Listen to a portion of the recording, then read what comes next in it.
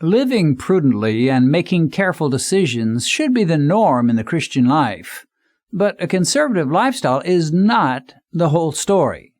Walking in the Spirit involves a living relationship with the living God, and we find that God's children are sometimes asked to do things that just don't seem particularly safe. In writing to the Corinthian believers, the Apostle Paul described his life this way: in stripes above measure, in prisons more frequently, in deaths often, in perils of waters, in perils of robbers, in perils of my own countrymen, in perils of the Gentiles, in perils in the city, in perils in the wilderness, in perils in the sea, in perils among false brothers, in weariness and toil, in sleeplessness often, in hunger and thirst, in fastings often, in cold and nakedness. Well, I think we are safe to say, had Paul wanted a safe, secure life without much suffering or danger, he had chosen the wrong profession.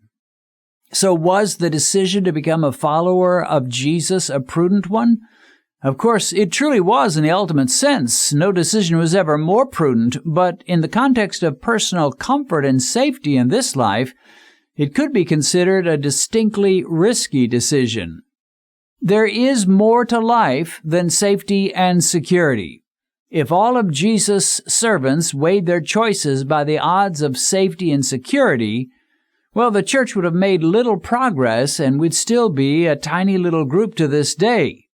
If men like Savonarola and John Knox and Luther and Wesley and Whitefield and Bunyan had chosen to preach the gospel only when and where it was safe and prudent to do so, we'd still be in the dark ages. Keep in mind, we're not talking about day-to-day decisions such as living within our means, driving carefully, eating healthy, exercising, working hard, paying our bills on time, and so forth. These kinds of conservative and cautious choices should be a part of every Christian's life.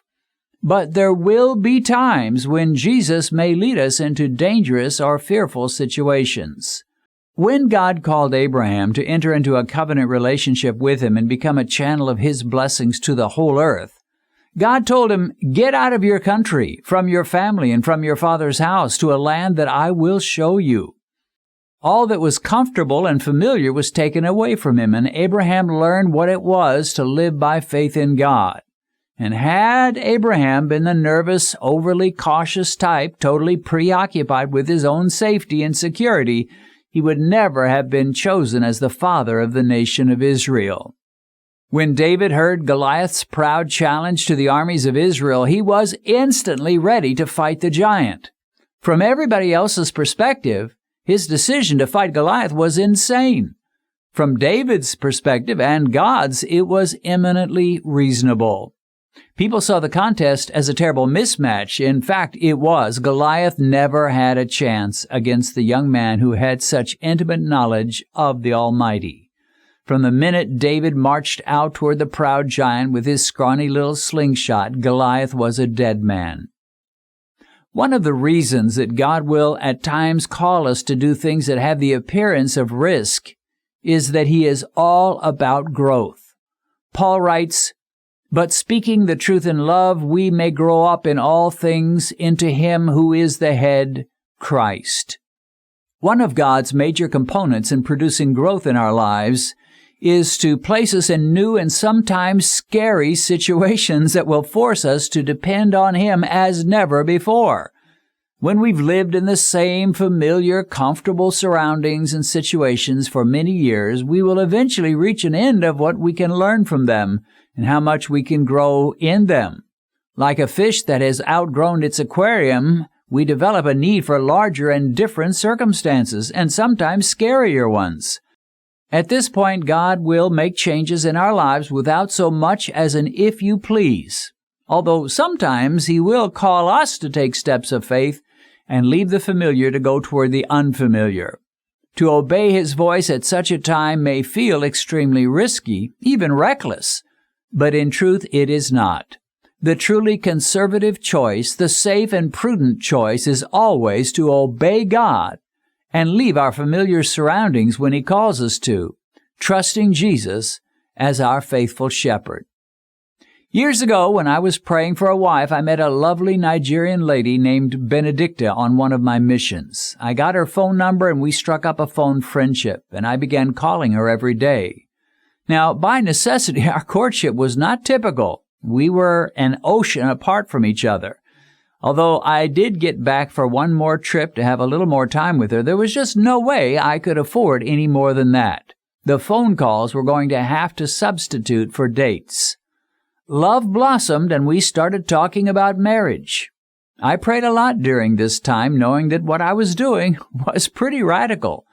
An American minister marrying a considerably younger Nigerian whom he knew mostly by phone calls was not your typical love story, and I was challenged by some who could not picture this at all. As I prayed and thought about it, I was torn. My love for this lady was strong, and it clearly seemed God had brought us together. She was a committed Christian and an evangelist who had had some powerful experiences with the Lord. Yet in my weaker moments, I had fears about the enormity of what I was contemplating, and I wondered if my critics were right and I was walking into a trap. Ultimately, the Lord gave me peace, and I made what many considered a risky decision to marry this lovely Nigerian lady. Today, as I think about what a tremendous blessing Benedicta has been to me personally and to my ministry, I realize what an enormous loss I would have suffered had I given in to my fears. My decision to marry her turned out to be one of the smartest and wisest decisions I ever made. But of course, it wasn't really my decision. It was the Lord's. How many blessings we miss when we allow fear and timidity to keep us from crossing our personal Jordans and entering into our promised lands. Jesus is our good and great shepherd who alone can make the rivers part and lead the way into the land of milk and honey for us. Let us determine to follow him where he leads and obey his gentle voice as he directs the course of our lives. Whether it seems risky or whether it seems safe, if Jesus says it, it's a good thing to do. And of course, the most prudent decision of all is to receive Jesus Christ as our Lord and Savior. When we put our faith in Jesus, believing that he died on the cross for our sins and he rose from the dead 3 days later, there's no risk whatsoever. In Jesus, we are forgiven, we are accepted by God, and we are eternally secure. Probably most of you know my wife Benedicta, but few of you know the amazing paths God has led her to bring her to where she is today. Benedicta was orphaned at an early age and lived with an elderly stepmother growing to adolescence. They were so poor, Benedicta had to drop out of school and sell food door to door for them to survive. As a teen, Benedicta got a job as a housemaid, which developed into a nightmare. She was required to cook, clean, wash, take care of the children, and she had to get up at 4 a.m. every day just to get her work started. Worse than that, she was frequently beaten. At around 20, she moved to the huge city of Lagos, where she started her own little business. Sometimes she prospered, but at other times she nearly starved and went days at a time without eating. At one point, she became so sick she passed out in her room and nearly died. She found herself outside of her body, and she was able to see the splendors of heaven until she was sent back with a command to share her story.